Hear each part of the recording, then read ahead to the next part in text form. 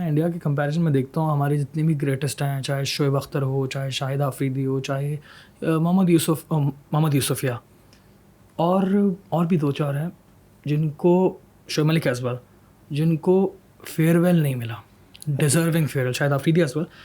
India की example Razzaq देखते भाई भी हैं। Of course Razzaq as well. Oh I am so sorry, मैं कैसे मिस कर सकता हूँ। और मैं बोल रहा हूँ दो और प्लेयर्स हैं, हम तो लिस्ट निकालेंगे लेकिन ये start Inzamam ul Haq as well, बहुत ऐसे प्लेयर हैं कि जिनको नहीं मिला। ग्रेटेस्ट। अब इंडिया की एग्जाम्पल देखते हैं तो चाहे अब मतलब वो उनका जो है आशीष नेहरा हो, आशीष नेहरा जो लास्ट ओवर कर रहा था और विराट कोहली सबको बोला था शोर करो शोर करो, दैट वाज सो ब्यूटीफुल। उनका है बड़ा बॉलर है, हो सकता है हमारे बॉलर्स के मुकाबले में बहुत बड़ा ना, उनका एक बड़ा बॉलर, इतना खूबसूरत फिनिश हो रहा है। धोनी का फिनिश देखें आप, देन तेंदुलकर का फिनिश देखें, वो एक ख़त्म करके अल्लाह हाफिज़ करके और बड़ी ज़बरदस्त तरह से ना वो उस इज़्ज़त के साथ खैराबाद कहना। और हमारे यहाँ ये ट्रेंड अजीब ही है कि एक इतना बड़ा प्लेयर, मुझे पहला अफसोस हुआ था क्योंकि मतलब क्रिकेट हमने देर से देखना शुरू की थी, तो 2010 या 2011 9 की बात है, जब मोहम्मद यूसुफ साहब ऐसे ही चले गए थे। He was my favourite cricketer, खूबसूरत cover drive and all these amazing. Yusuf भाई तो आप ये कह लें कि यूसुफ भाई जब खेल रहे होते थे ना मेरे साथ, तो मेरा दिल ये करता था कि मैं इधर ही रहूँ, यूसुफ भाई उधर ही खेलते रहे, मैं यूसुफ भाई की बैटिंग देखता रहूँ। खूबसूरती कि चाहे जितना मर्जी तेज़ बॉलर है और कितने आराम से सिंगल निकालना और कितने आराम से चौका मारना, कितने आराम से छिक्का मारना, मेरा दिल करता था मैं यहीं पर रहूँ, मैं यूसुफ भाई को ऐसे ही देखता रहूँ और यूसुफ भाई की बैटिंग के ऐसे ही मज़े लेता रहूँ।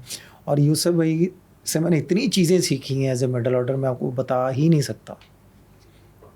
और यूसुफ भाई के साथ जब पार्टनरशिप लगती थी, यूसुफ भाई मुझे बताते थे कि इस बॉलर को तुमने ऐसे ही खेलना है, तो मैं जब वो ऐसे खेलता था तो मुझे बॉलर इतना इजी लगना शुरू हो जाता था, मैं आपको बता ही नहीं सकता उस चीज़ का। तो क्या एक रीज़न था कि मिडिल ऑर्डर क्योंकि हमारा बहुत मजबूत था बिकॉज ऑफ मोहम्मद यूसुफ। मेरी नज़र में as a fan Mohammad Yusuf like हमारी बैकबोन होता था। खुदा ना खास्ता वो आउट हो गया तो हम लोगों ने बोला कि यार ये चेज़ करना मुश्किल है, बड़ा सुकून से चेज़ करते थे, सिंगल डबल चौका।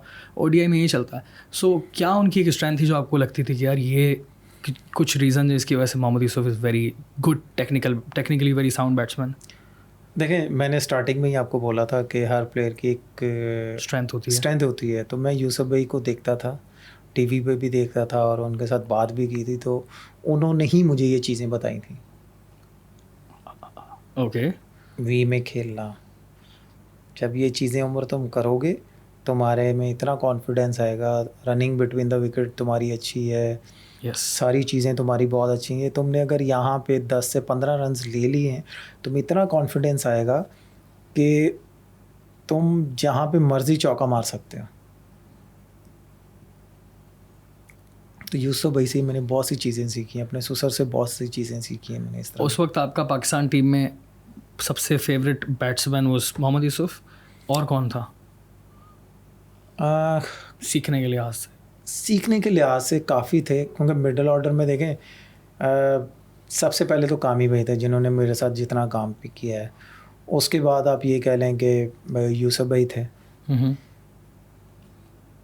शोएब भाई थे, मिसबा भाई थे, हफीज़ भाई थे। नो डाउट वो ओपनर थे लेकिन वो बताते थे, हर लिहाज से वो बताते थे कि मेरे लिए समझ लें कि राना भाई भी होते थे, सारे प्लेयर्स होते थे, इमरान फरद भी होता था। जो भी मेरे साथ खेले हैं, जो मेरे सीनियर प्लेयर हैं, वो मुझे कुछ ना कुछ बताते थे। हंसी मजाक वो करते थे, लेकिन क्रिकेट के टाइम वो जब मुझे बताते थे तो उन चीज़ों को मैं बड़ा पॉजिटिव लेता था। वैसे हंसी मजाक हम लोग करते थे, वो मेरे साथ करते थे, लेकिन वो क्रिकेट की बातें मेरे साथ सीरियस करते थे, जितने भी मेरे सीनियर प्लेयर हैं।